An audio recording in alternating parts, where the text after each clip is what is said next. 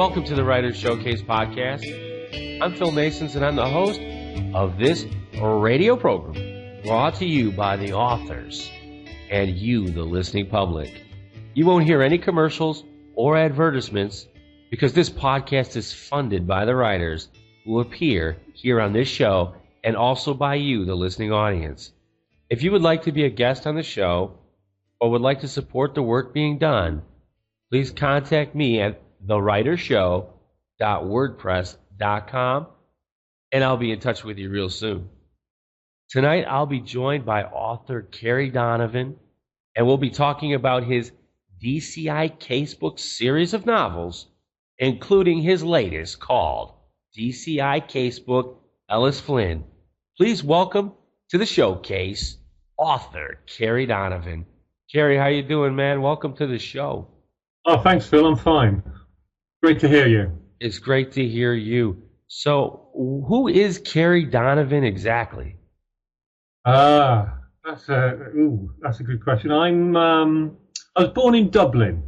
I'm an Irishman, and I'm proud of it.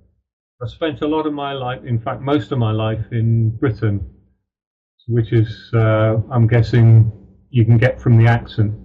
But now I'm living in France. So, widely traveled. Yeah, sure, I get that. I understand that. So, how do you like living in France? Fantastic. I love it. It's not. I'm in Brittany, so the weather isn't fantastic all the time, but I just love the relaxed atmosphere here and the fact that people seem to settle down and just enjoy the life. Yeah, they certainly do that. They do. Yeah, it's kind of. The wine's great. Of course it is. You know, it's kind of antithetical to the American culture, because American culture is rip and run, right?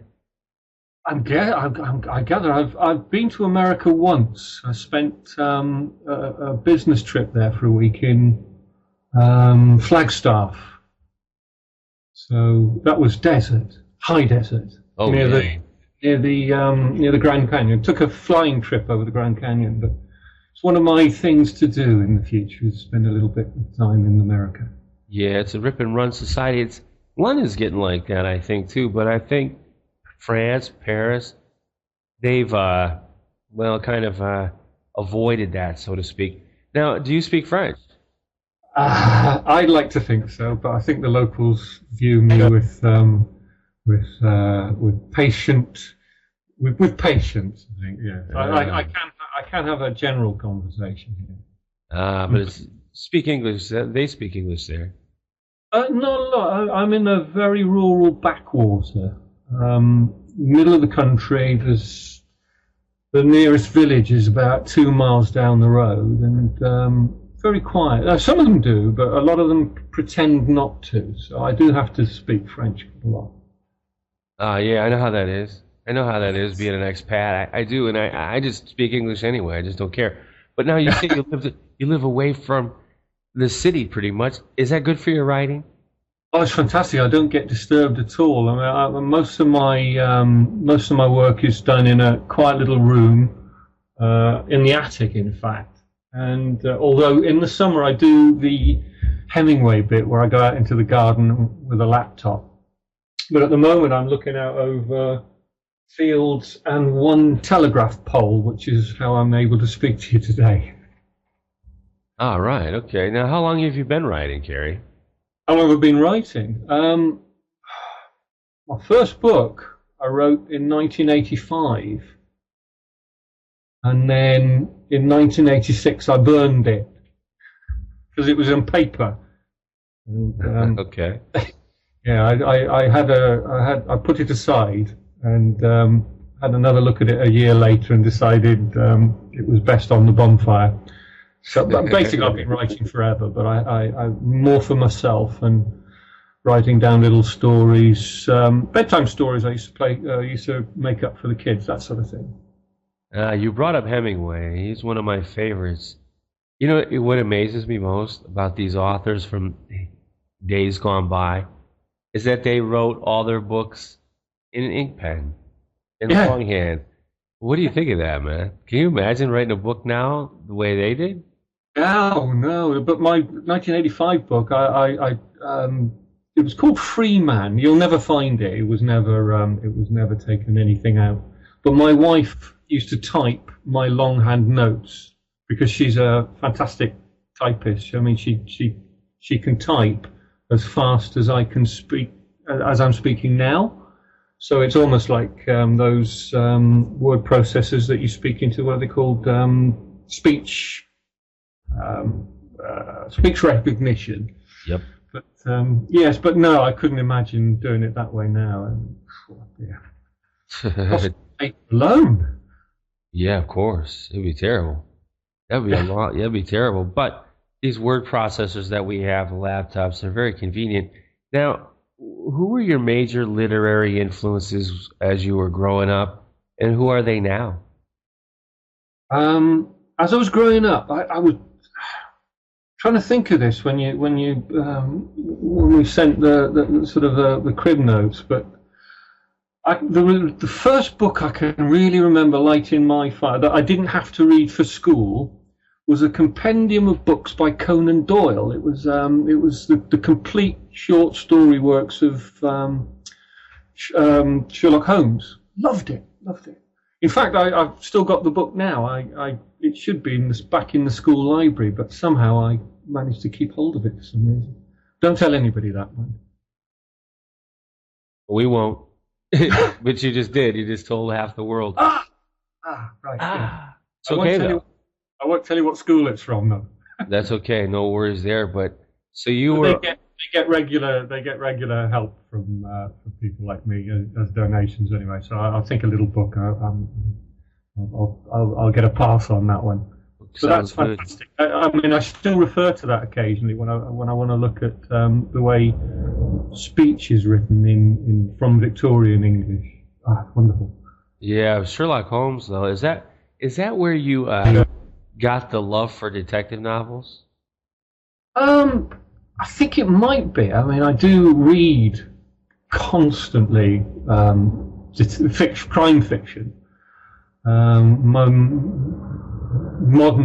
modern authors I like, people like Baldacci and Harlan Coben, and Michael Connelly's a favourite. I think I've got all of his books, his Harry Bosch books.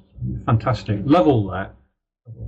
Yeah, and I do watch too much crime on the television as well. You know, your NCIS and your CSIs. So, yeah, I suppose you could say that's where I got my love. That's why I write crime fiction when I do. All right, so I'm probably more of a fan of true crime. Right. Like Anne Rule. Yeah, I do watch a lot of the true crime shows, and I'm one of my heads, or one of my hats is I'm an anatomy and physiology doctorate, a PhD. So I do a lot of the physiology side of things. I know from my work or from my studies. So I like to use that sort of information to colour my the crime scene part of my work, or the forensic part of my writing. Sounds really good. Now, you have a series of novels, or actually you have, two of them? So far, right? You're just getting started. Yeah. And it's called the DCI Jones Casebook. So I guess let's call it a series. That's what it is, right? Even though it doesn't say series on the book. But how did all of this come to be? How did DCI Jones Casebook come to be? It sort of evolved from a story I started writing. I wanted to look at crime from both sides of the fence, if you like, three sides of the fence, if you like, the victims, the criminals, as well as the crime fighter or the detective. And all of my books start off from the perspective of either the victim or the criminal, and then I bring in the detective and the detection side of things.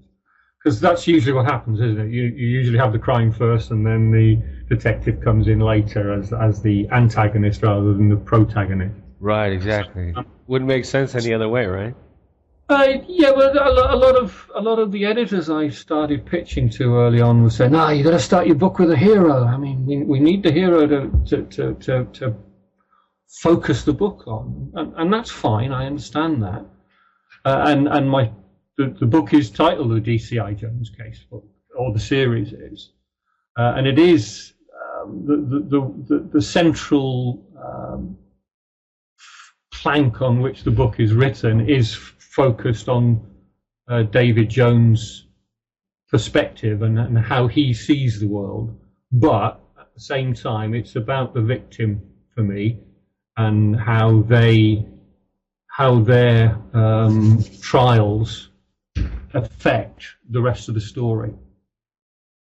That's a good answer. I think that's about right. But the thing is, for me, is that when you put it all together, and your goal was to have all these things combined. You have the crime, you have the guy who catches the criminal, and you have the victims of the crime too. You've combined it really well. And one of the things that I noticed, and I've lived over in Europe now for about 12 years, I've coached a lot of kids from the UK area. Mm-hmm. I'm pretty familiar with slang, jargon, and whatever. Right. Just about everywhere on that area of the continent.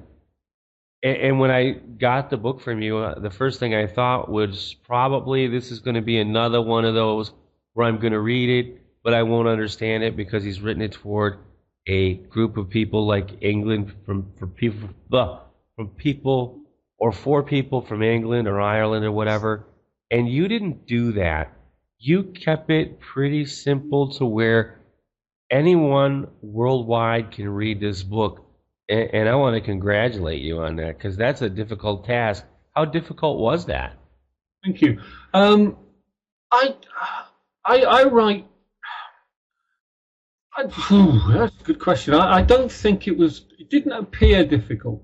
I have obviously friends who read the book for me, edited and commented, and wherever something obviously British. Because I'm writing, my main characters are British in the book. Obviously, DCI Jones was born and brought up in Birmingham, so I can't have him talking with an American accent, for example, or an Australian idiom. So whenever I do use something that's specifically local or colloquial for him, I do try and make sure that if it's not obvious, then there's somebody in the scene who's asking, "What the heck are you talking about?" That sort of thing. So I do try and make sure. I mean, I have been accused in the past by people of writing science-based stories that nobody can understand, and I'm not in the business of writing stuff that nobody can understand. So I do try and make it accessible to anybody who can read English, really. And although it is based on characters that I know and love and people I've met. So I mean, I have to be very careful not to make it appear that my characters aren't real. Well, they definitely, even if they're not real, you made them come real, and you did a great job. Thank you for saying. You're welcome. Now, who is Detective Chief Inspector David Jones? David Jones, in reality, who I see him as, a very experienced detective who hasn't let his job turn him bitter and sour, because he was already bitter and sour. No, that's not fair.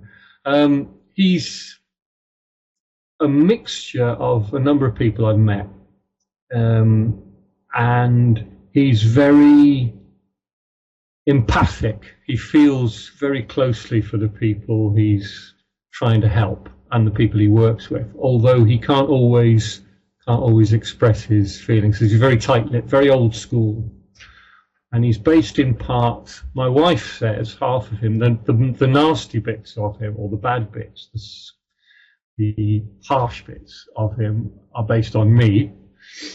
But physically, he looks a lot like my father. Sounds good. So he's the hero of the story, right? He's the central pillar on which the story is made, and most of the book is written from his point of view. Although from time to time I'll get into the heads of the main villains and some of his helpers, some of his staff, if you like. But he's the driving force behind. Without him, bad things would have happened to our hero, to our main heroine, Holly. Right. This was a great story, by the way. Now, what is your favorite aspect of the novel that's now released, DCI Casebook Ellis Flynn? My favorite part of it was finishing, because it was a struggle. I'd like to, before answering that, I'd like to explain a little bit about where I got the story from, which it started off as I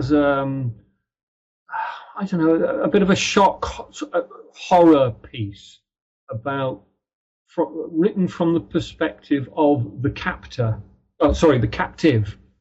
In this case, it's Holly Jardine.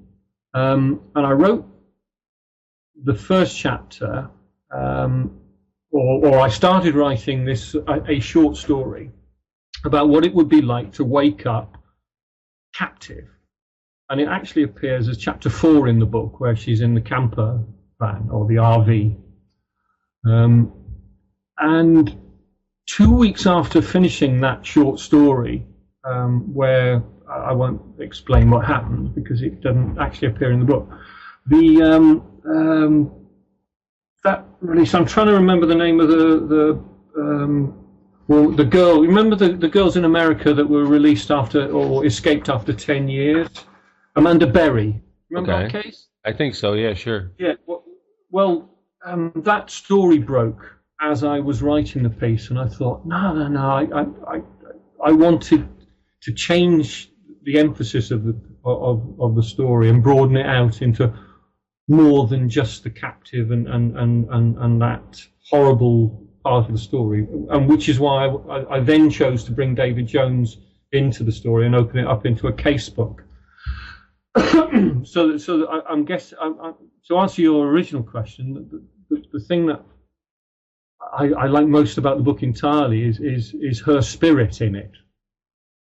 How she copes with how Holly, the victim, copes with what she has to deal with, without giving anything away too much about the story. That and the fact that I enjoyed the way I'm able to bring my old life in England and use that as a backdrop, plus the fact that part of the story takes place just down the road from me in Brittany. So, without it appearing like a travelogue. And it didn't do that at all. So it was fantastic. Now, your favorite aspect of the book is finishing, you said. Do you find it difficult to finish these books? Because I've met authors who actually have written the ending and then go backwards. Yes. Yeah, well, I did that. My first, excuse me, Casebook, the series is being written out of sequence for various reasons, but the first Casebook has been finished, but I haven't published it yet because I actually started, and the story was originally not going to be a casebook. It was, the title of that was called Out of Control. Now, I started writing that in 1996 and left it after a year because life gets in the way. You know, my kids were young and I had to work, you know, earn a living for them. And then I went to university when I was in my 40s. So I let that book go to the side. And when I got it out of mothballs a couple of years ago, I decided it's actually pretty good. I enjoyed writing it, but the timing of that meant that, or the story meant that I really needed to fill in a background before I could get there. So I've written the casebook out of sequential order, and working backwards like that, it's really tricky. It's fun. So the fact that I got to Ellis Flynn and managed to actually complete it in a package that I thought worked pretty well was a huge moment of joy for me. I guess it would be. Now, what 3 things do you want us to know about the Ellis Flynn part of the series? Ellis Flynn, what 3? About this book. Okay, it's the story of a girl, a girl who's taken off the street, if you like, on her way home from school. And it's also the story of a veteran detective, David Jones, who does what he promises himself he won't do. He gets emotionally involved. And the reason for that is the girl's photograph is a very close match to his godchild, his goddaughter. They look the same, so he can't divorce the two in his head, and it makes him do things he wouldn't ordinarily do, break the rules, for example. I won't give too much of the story away, obviously, but he ends up going to France on nothing more than a hunch, and that's not like him at all, because he's very rules orientated, and he doesn't like to do things. He's not a maverick cop in the literary sense of the word. And finally, I really liked the way Holly reacts to the situations I put her in. I think that'll do. Yeah, I think so. I think you did a great job. Now, I ask every writer, Kerry, to give a few tips or some advice. Do you have any advice or tips for the new writer who wants to get published, or maybe even a veteran writer who is struggling? What kind of advice do you have for them? There's that old Nike advert. Am I allowed to quote other do it, just do it? Well, they sponsored me for over 20 years, so you can do whatever you wish. Well, perhaps I'll contact them and no, just do it. You can't write unless you write. Yeah. So I mean, it's hard. It's not easy. I mean, there's the old romantic image of an author tapping away in the garden, drinking a glass of wine, and a la, I think Hemingway's got this sort of romantic image attached to him. But it's hard work. I mean, I spend hours in front of my keyboard typing, and I'd say 80% of what I write is complete rubbish, and the other 20% might be acceptable. But just you read a lot as well. And when you finish the first draft, put it away for a bit. Put the story away completely, and forget about it. Do something else. Either write start writing another book, or take a holiday, or just leave it for a bit, and then come back fresh. And finally, and something I didn't do until the very last minute with Ellis Flynn, is print it out and read it on paper. It makes a hell of a difference to the reading when you read it, when you see it on paper. Even though I spend most of my time in front of a screen and use a word processor, the written word or the printed word on the page makes a heck of a difference. It's astonishing how that works in terms of picking up typos. Well done, well said. Thank you very much. Now, what's next for you? I'm writing obviously, but immediate plans, apropos what I was just saying about leaving things for a bit. I'm going back to England for a fortnight to see my grandchildren. That'll be fun. Lose more sleep there. I'll probably come back with one of their colds. And then I'll go back into my to reproduce my current work in progress, which is a story, not a casebook. I've decided, for some reason, I wanted a complete change of pace. And I'm writing a psychological horror story, central from first-person present tense, which is a real change. I've never written like that before. I mean, I am doing this about a Formula 25,000 racing driver, and he starts off in the cockpit of his race car. In the final race of the series, he needs 1 point to win the championship and guarantee his place in a Formula One team for next year, when something happens and throws all his plans out of the window. And that's chapter 1. And the other 32 chapters relate to what happens next. Complete change of pace. And I had a great fun researching the racing driver aspects of things. All right. Okay, that sounds great. Thank you. Well done. I'll tell you. Now, where can we find you? Where does the listener find you, Kerry? Me personally, or the book? Well, you want to find you to find the book. On my Facebook page is my author page. Sorry, my author name is Kerry J. Donovan. So if you go onto Facebook and have a look for Kerry J. Donovan, you'll see all my what's happening. I mean, I use it as a blog.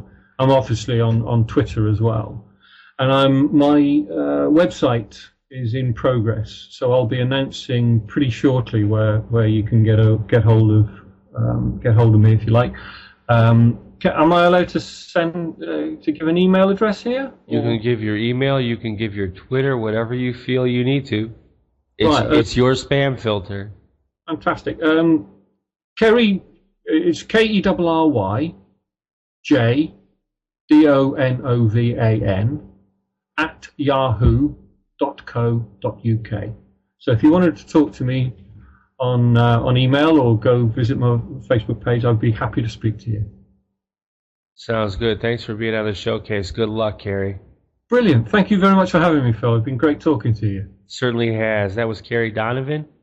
And you can find him I'll have a link to his Facebook page in the show notes, and we'll also have his Twitter handle there, and we'll be able to give you all the things that you need to get it done right and find him and pick up this book, DCI Jones Casebook Ellis Flynn. It's a tremendous read.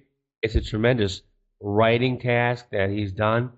Done a great job. If you live in America and you're a little gun shy about reading authors from the UK area because their English is different, you won't have any problem with this one. This one is straight up your alley, especially if you love detective books. And that's going to close the show for today. Remember now that this is a listener as well as an author-funded show. And if you would like to be a guest at the Writer Showcase podcast, you can contact me from www.thewritershow.wordpress.com, and I'll get in touch with you as soon as I can. Until next time, I'm Phil Nasons. Enjoy the reading.